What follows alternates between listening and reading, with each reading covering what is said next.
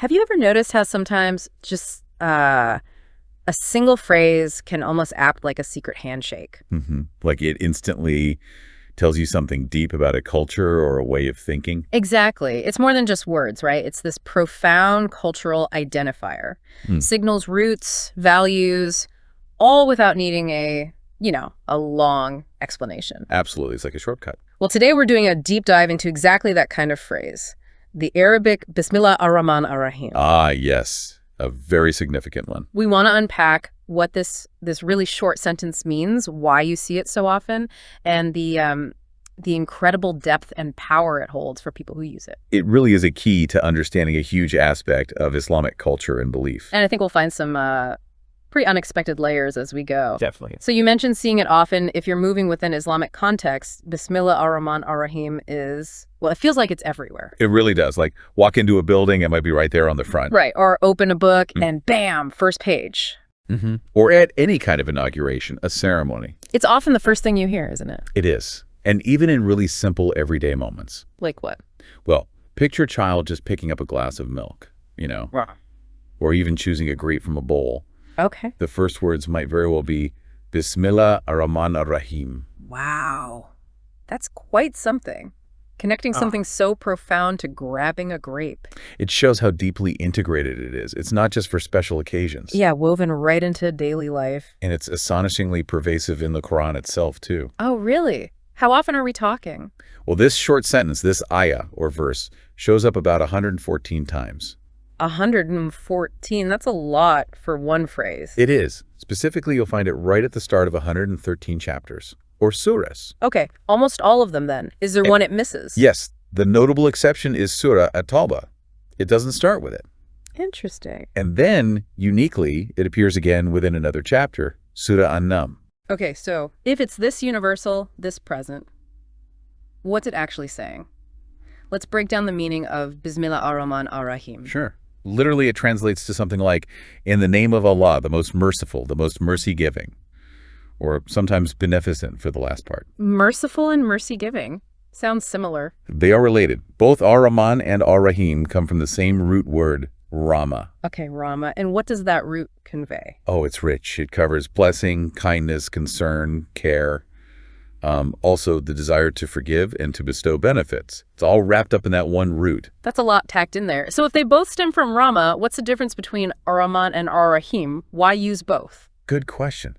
Think of ar-Rahman as signifying Allah's boundless mercy. It's like this overflowing kindness that just can't be contained or fully grasped. It's vast, universal. Yeah, okay, boundless. And ar-Rahim? Ar-Rahim points more to his constant kindness towards his people. A mercy that's perpetually given, something believers directly experience.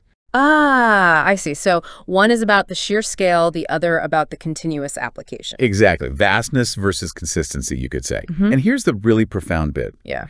This phrase, it isn't just like a standard prayer opening. It's basically a mini theological statement.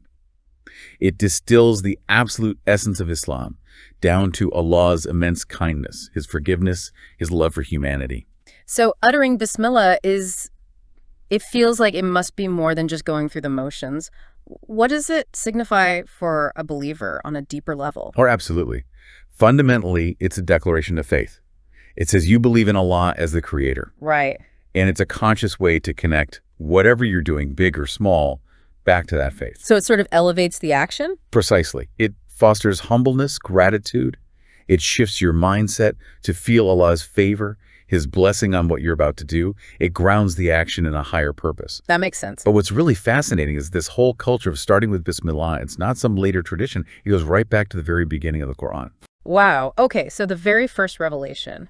How does Bismillah tie into that? Well, the absolute first words revealed to Prophet Muhammad, peace be upon him, were Ikra bismi rabbika alladhi khalaq. Which means? Recite in the name of your Lord who has created you. Recite in the name of your Lord. So it's right there from the start. Exactly. And established this culture of reading, of recitation, of seeking knowledge right from day one. And it embedded this mannerism. You approach knowledge, you approach guidance by starting in Allah's name. Because the ultimate source of knowledge is him. Precisely. It sets the foundation for how you embark on any journey of understanding. That's powerful, approaching knowledge that way. But this phrase doesn't just show up in study or quiet reflection, does it? I think you mentioned some pretty dramatic situations too. Oh, yes. There are some really striking examples in the Quran. Like, wasn't there something about Noah's Ark? That sounds pretty epic. Indeed. In Surah Hud, there's the story of Prophet Noah. He's commanded to build this huge ark, miles from any water. People are mocking him. Yeah, I remember the story. Then the flood comes. And as the ark lifts, as it begins its journey on these terrifying waters, the words spoken are Bismillahi majriha wa mursaha. Which means? In the name of Allah, it sails and anchors. Wow. So even launching the ark starts with Bismillah. Yes. It highlights seeking protection, starting any journey, sea, air, land, whatever, by placing your reliance completely on the divine, especially when facing, overwhelming odds. A literal ark saved by these words. That really drives home the idea of seeking protection. It does. And then from that kind of grand, almost mythical scale, it filters right down into the most ordinary parts of life. Like you're saying with the child in the grape, or what about food in general? Yes, exactly.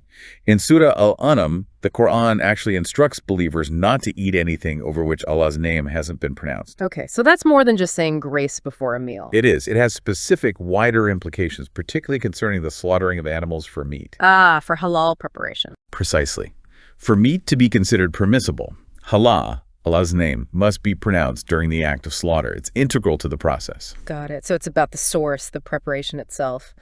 What about hunting, though? That seems tricky. An animal is doing the work. It is tricky. And the Quran addresses this specific, kind of surprising nuance. How so?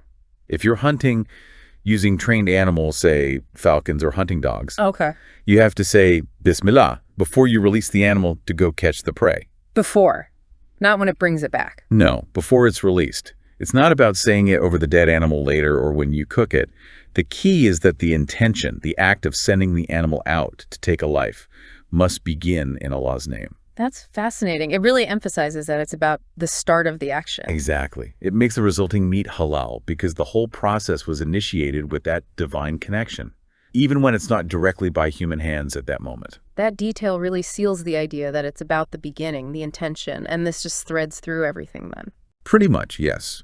It's woven deeply into the fabric of daily life for many Muslims. Changing clothes, putting on a new watch, getting into your car for the first time. People will say Bismillah. Often, yes. Bismillah, ar-Rahman, ar-Rahim.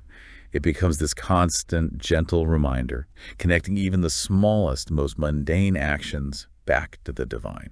So it's clearly not just a cultural tick. It's a whole way of approaching life. If someone wanted to understand its practical impact, like why it matters so much to people who use it, what are the core benefits? Well, I think you can break it down into maybe 3 core reminders or pillars that this phrase provides. They build confidence and offer guidance. Okay, what's the first one? First, it's about seeking Allah's protection. You're consciously placing yourself, your actions, under His care and trusting yourself. Right, like with Noah's Ark. Protection. What's second? Second, it's an invocation. It's like a direct line asking for His help, His assistance, because the belief is that He alone is the ultimate source of help. Seeking protection, asking for help. And the third? The third is maybe the most profound for daily life. It cultivates optimism. It's a reminder never to despair. How does it do that? Because Allah is ar-Rahman, ar-Rahim, the most merciful, the mercy-giving. The belief is He is always caring, always loving, always forgiving, always looking for reasons to overlook faults and grant blessings. So remembering that, even in tough times. Exactly. It instills this deep fundamental confidence, a sense that you're connected to infinite mercy and support. That sense of confidence is powerful. What about its role in guiding actions? Does it function like a moral compass? It absolutely can, yes.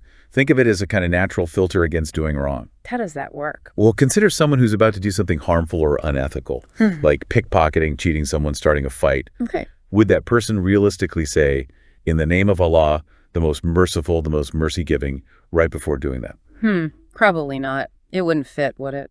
Exactly. It just wouldn't align. So the phrase itself acts as this inherent check, this powerful filter. It naturally guides you towards good deeds, because you can say it before those. And it steers you away from sin, because saying it would feel contradictory, wrong. It forces that tiny moment of reflection. Is this action worthy of starting in God's name?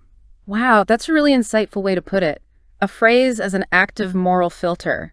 Its absence becomes as significant as its presence. Mm-hmm. Now, beyond the practical, the moral, is there a sense that Bismillah holds, well, a more miraculous kind of power? There is definitely that belief among many scholars and ordinary people. The idea is that Bismillah might contain or invoke the Ism Azam, the greatest name of Allah. The greatest name. What does that imply? It implies immense power, because Quranic words aren't just human sounds. They're considered Allah's actual speech, and his speech carries power. Okay, we saw that with Noah's Ark, right? Sailing through a catastrophic storm. Precisely. That's a key example. Or think about Prophet Solomon.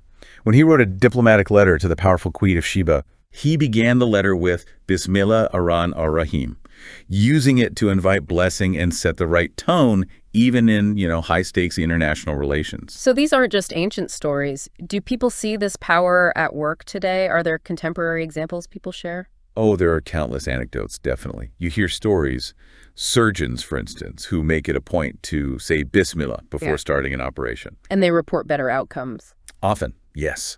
Exceptionally high success rates, sometimes unexpected recoveries. There are even stories, people tell of ailments being cured, sometimes without surgery, just by someone reciting Bismillah with real faith and maybe blowing gently over the person. So it's seen as having this potential for blessing, for healing. Yes.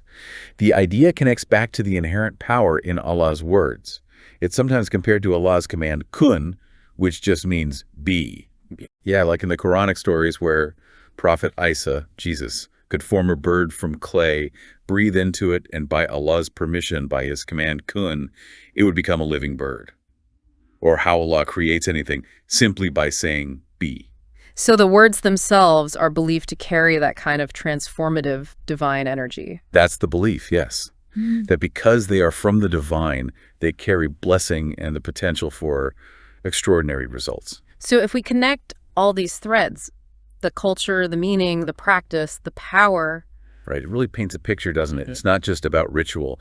It's about trying to live in constant awareness of and reliance on this immense benevolent power. So wrapping up this deep dive, what's the big takeaway here? I mean, it's clear that Bismillah ar-Rahman ar-Rahim is so much more than just a few words. Yeah, it really is. It's a culture, a mindset, an entire attitude towards life, isn't it? And potentially a source of real spiritual, even maybe physical, strength and power for believers. It connects every little thing, every big thing back to a higher purpose. It builds that confidence you talked about. And acts as that internal moral compass, guiding the journey.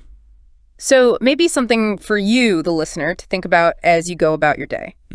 Consider how just one short phrase, repeated with intention, can potentially shape not just a person's spiritual life, but their daily actions, their ethics, maybe even manifest tangible results in the world. It really makes you reflect on the power of intention, doesn't it? Yeah. And the power of connection, whatever your own beliefs or experiences might be.